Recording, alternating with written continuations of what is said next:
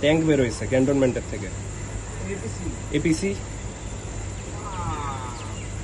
উপরে কি machine gun Mount করা?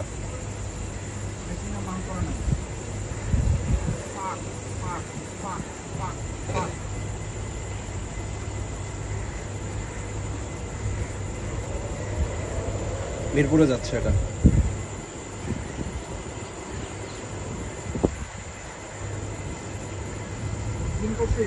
মোর দেন 10 vehicles। হ্যাঁ, জুম করা দেখা যাচ্ছে, 10-15টার উপরে গাড়ি যাচ্ছে।